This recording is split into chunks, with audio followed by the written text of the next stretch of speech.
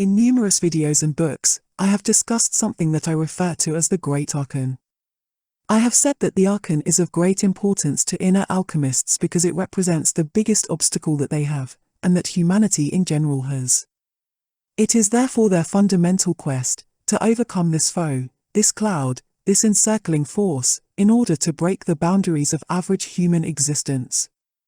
Inner alchemists are in essence trying to overcome the averageness of human reality, which they say is a reality bound, trapped, within a three-dimensional cube. It may be the case that you might not consider average human existence to be in any way something to overcome, and this is a very valid point that requires some defining and nuance. This is so because to the average person, average existence may be difficult, like all life and existence is difficult, but from that point of view there is nothing else.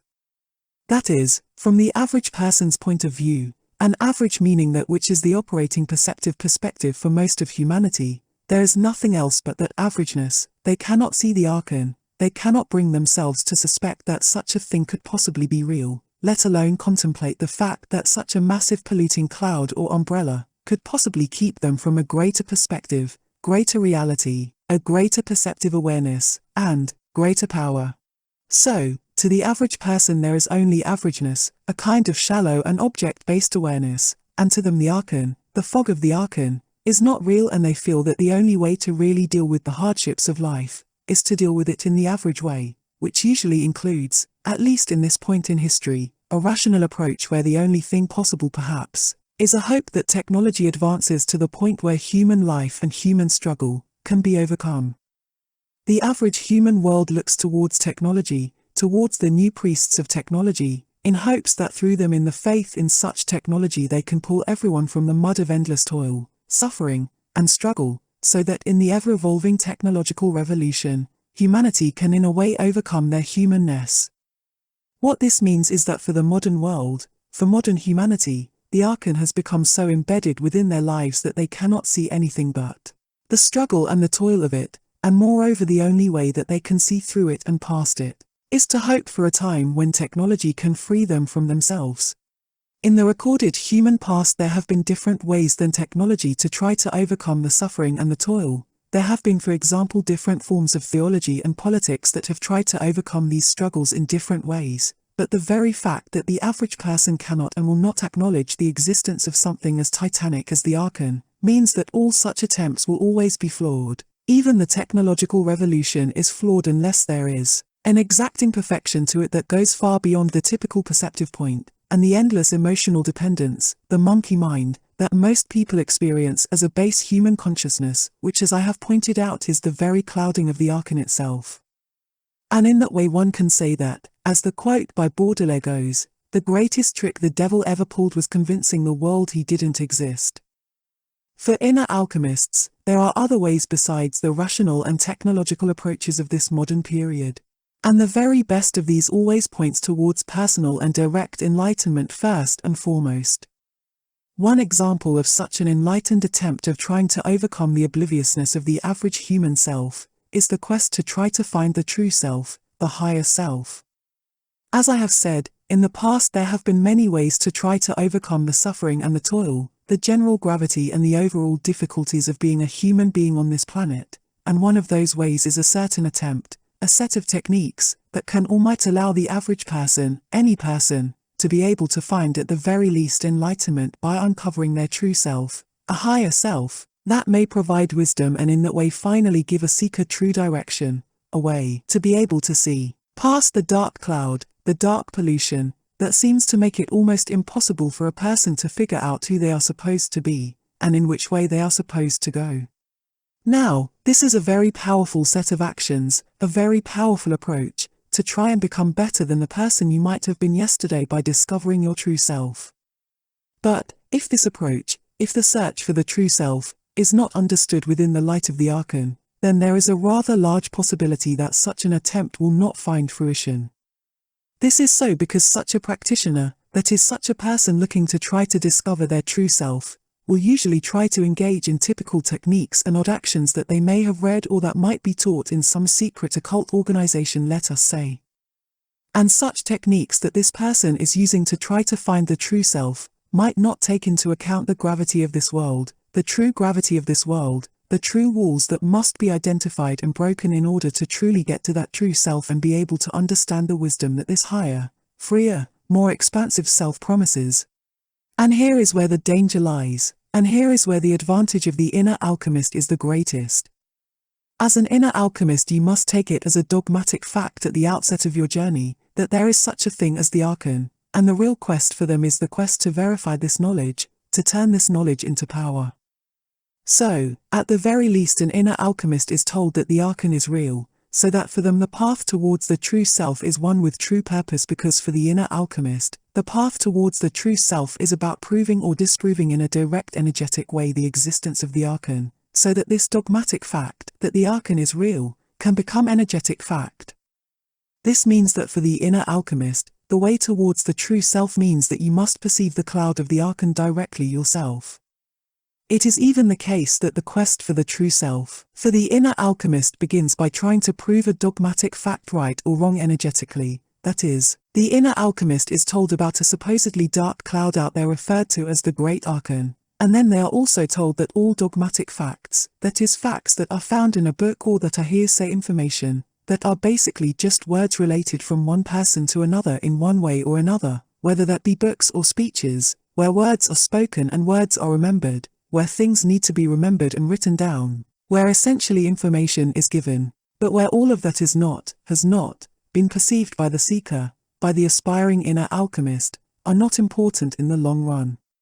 Inner alchemists are told that what matters is that the aspiring inner alchemist quests with every ounce of their being, tries with every ounce of their being, to see and do for themselves. For them, dogmatic knowledge is an illusion, it is not real. Only energetic fact and direct energetic doing is real. The way of the inner alchemist is to prove these dogmatic facts either to be true or not true depending on the seeing or the direct experiences of the aspiring inner alchemist. So, the inner alchemist is in essence trying to disprove the dogmatic beliefs of inner alchemy through their direct perceptions, if they can.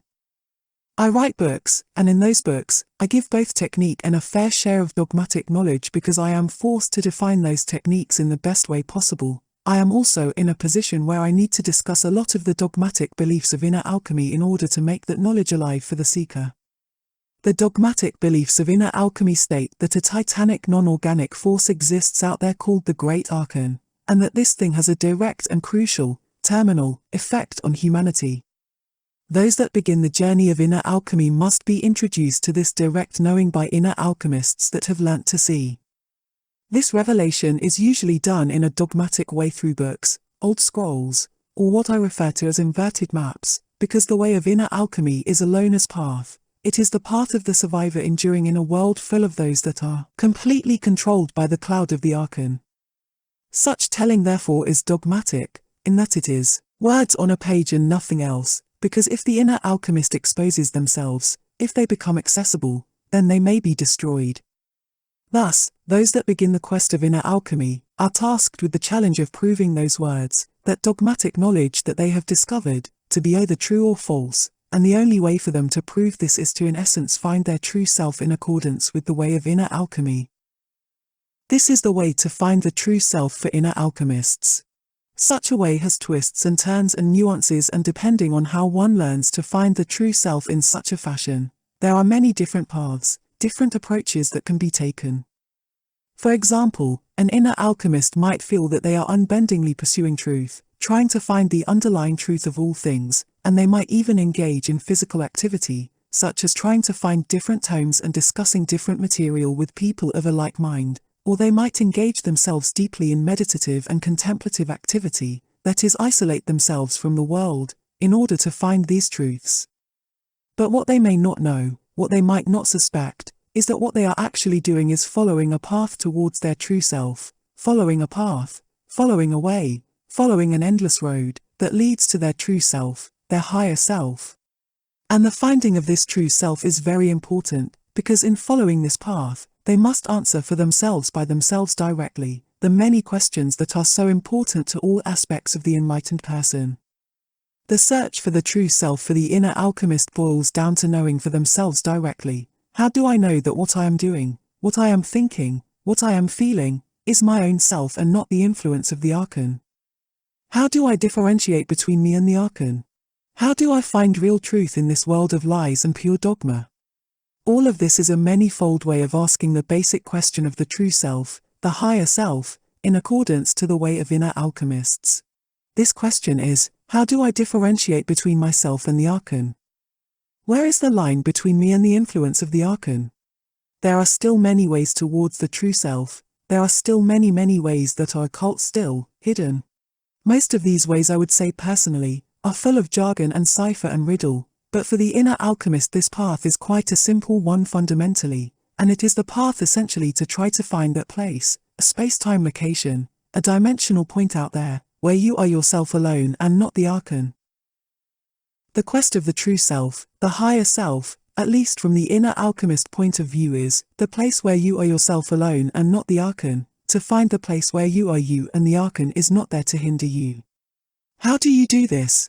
How do we find this place? Well, I write about this in my books. You might say that this is the central principle underlying most of those books, especially my latest books in the trilogy of course books that I will link in the video description below.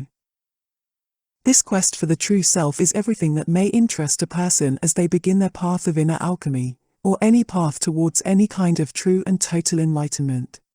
A seeker of the occult science of inner alchemy may want to perform great miracles right off. They may have little time left on this earth and they may wish to try to skip right to the end, as it were, and find a way beyond the life and death cycle as quickly as possible, to find immortality or to create something referred to as the philosopher's stone as quickly as possible. But they will quite quickly hit a wall in their desire to try to just dogmatically follow technique after technique, and that is that they will eventually need to know energetic truth themselves directly, because no matter what technique they follow, they will eventually come to a point where they will need to know energetic truth to perform perfect technique. And it is then that they will hit that wall, that gravity wall that surrounds this three-dimensional space that we call average human reality. And hitting that wall, they will need to learn to essentially find the true self within them. You could think of it sort of like the attainment of a black belt by the inner alchemist. Just like in the martial arts, a person might work very hard to be able to get a black belt, and hopefully they do this knowing that getting that black belt is only the beginning to true mastery, because it is everything that you do after getting that black belt that really counts as far as true mastery is concerned anyway. In the same way, inner alchemists quest for that black belt of the true self first and foremost, so that they can then begin to differentiate the many aspects of themselves, separate who they are from what the Archon in them is, and in doing so develop in essence a strategic line between their physicality, what binds them to the physical mind, and the physical toil and suffering, between that which I have referred to in the books mentioned as the conscious self, and what I have referred to as the ghost in the machine, and the unconscious self, so that in this way they can begin to truly understand the totality of themselves. For the inner alchemist, it is that line, which can only be found by finding that place outside the self that average people feel is their only self, a place beyond the walls of the three-dimensional prison of the Archon. It is only in that dimensional location that they may eventually find who they are beyond the influence of the Archon, beyond the dark and polluting cloud of the Archon, because the Archon cannot exist in those dimensions, and for that reason finally in those places, they may know other aspects of themselves besides the conscious self. So for them, the great quest for the true self is not more dogmatic knowledge as they stand in front of some shining beacon that in a kind of second-hand way reveals more knowledge to them. For them the quest for the true self is about knowing directly themselves, about seeing for themselves directly, about doing directly. It is about personal and highly individual manipulation of energetic principles and perceptions, and not about standing in front of some new master. It is about becoming a master yourself. And to be more precise, it is about finding the place between the conscious self, which is completely ruled by the Archon, and the ghost in the machine, the great flexibility of this ghost in the machine, because it is this ghost and that flexibility that are in essence the true self, that bridges all aspects of self and therefore brings with it enlightenment, not through getting to some destination, but in finding a new road, an endless path. A path that will allow the seeker to follow a concrete set of personal actions that lead beyond the toil and suffering of the monkey mind, and even, eventually, beyond the life and death cycle that traps most of humanity, all of humanity on this planet, in an endless loop of doing that benefits the Archon by trapping the magical human species in an endlessly repeating, three-dimensional loop, a prison, sort of like trapping cows in a pen, chickens in a coop. In order to do this, to get the inner alchemist version of the black belt, an inner alchemist goes about trying to prove or disprove dogmatic fact. They try to prove or disprove the words written on the page, the words said. To be able to do this, they can follow two paths, and those paths are the way of the projectionist or developing the ability to see energy directly, which is called seeing. Following either route, either path, they reach a common peak, a common jumping off point that leads even further down the path. This particular summit is that highest physical point, that highest mountain top, that can allow them to see far enough and clearly enough so that they can perceive the Archon directly themselves, in whatever form these perceptions, this seeing happens for them, being that seeing can be a very individual affair. In the end, the only way for the inner alchemist to find the true self is to learn to see directly, which can either be achieved in a direct way by developing the inner senses as I mention in my books, or by learning to become a master projectionist, and use the inner senses from a non-physical perspective as they let go of physicality completely, which I also cover in my coursebook material. But, as a brief summary of how this may happen for the sake of this video, first let us tackle the way of the projectionist, which as I have said I discuss at length in my coursebooks.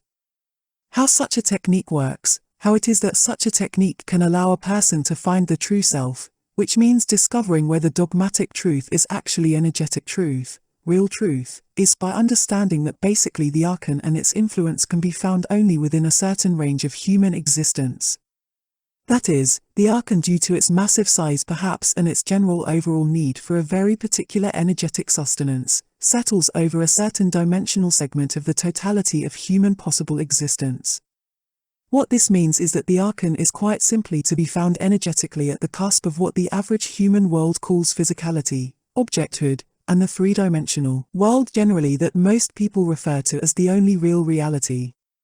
But, as many that follow or know about certain knowledge that can be termed occult knowledge, in accordance with what are in essence occult traditions such as shamanism, Western magical traditions, or sorcery of one kind or another, there exists an understanding that humans are not just objects but that they are multidimensional beings, that in essence the world can be said to have a physical and a spiritual component.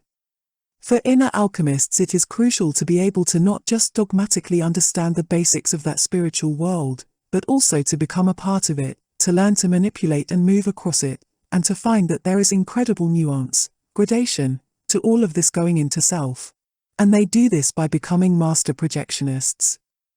The way of the projectionist is a set of techniques that shows the inner alchemist how to begin to perceive reality in a different way, from a different dimensional position outside the physical body.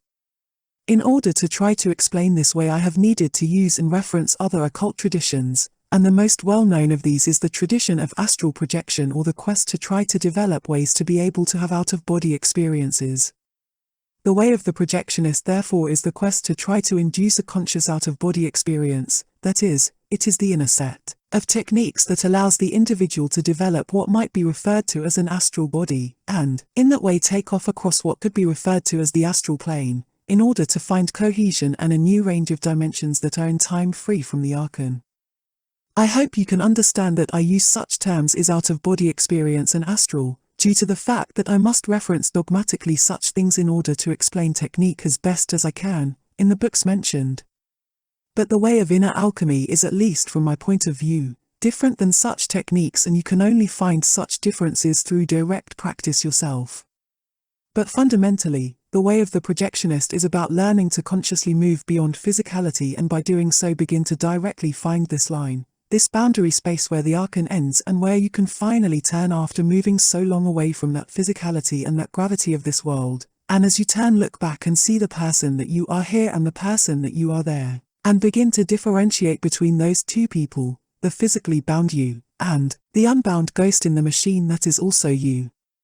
Such differences can in time allow you to see the difference between these two selves, the one bound and caught within the trap of the Archon and the one that is free from it, and in that way eventually find the true self, yourself, which is neither that part that is free nor that part that is still bound, but both.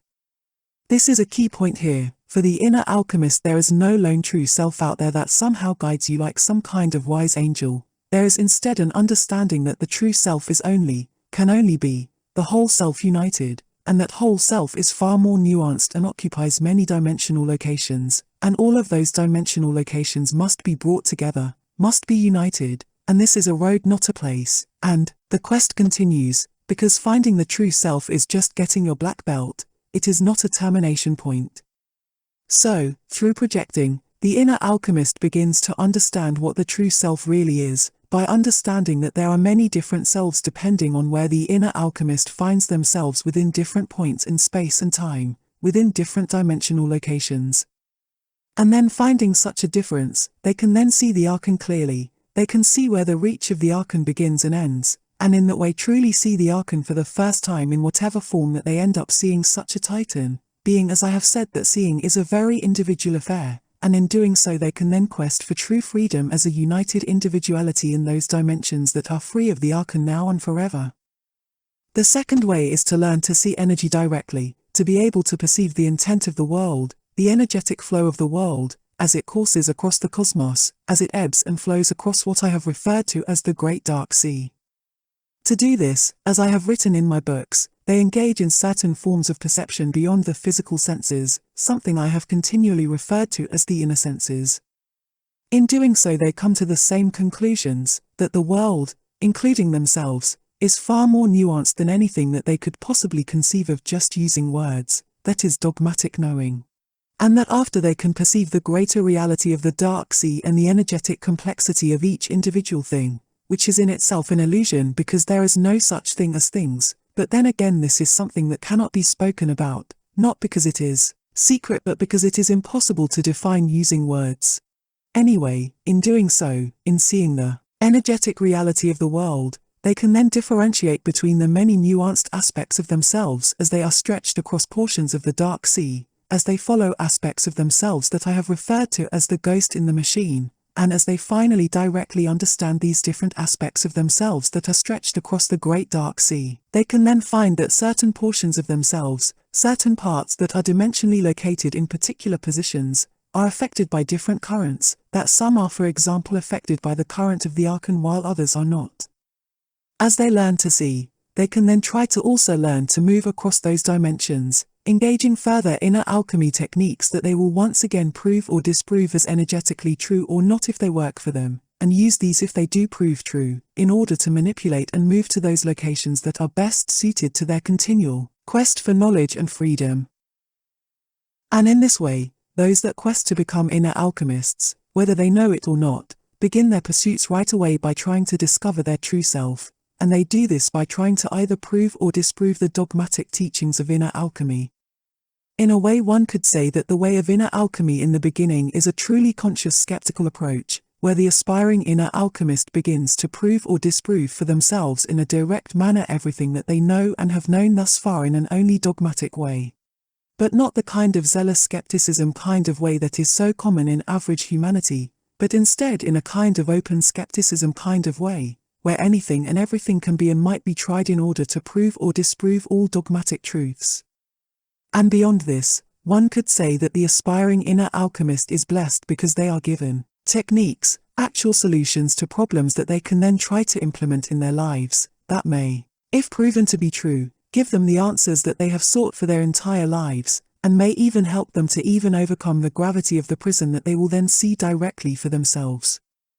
Their quest, the quest for the true self, is in the end a glorious unfolding that may allow them to break free from this three-dimensionally bound world and leave it behind, in order to find new impossible possibilities, that are far beyond anything conceivable by the rational mind. If you would like to know more about the Archon, about the way of the Projectionist, about learning to perceive energy directly and seeing, then I recommend the trilogy of course books that are made up of the Magnum Opus, The Way of the Projectionist, and The Way of the Death Defier. If you are truly new to this material, then you might find it helpful to begin by first studying the book, How to Overcome the Archon Through Alchemy. I will leave a link to all these books in the video description below, so that you can begin your own individual journey beyond the bounds of dogma.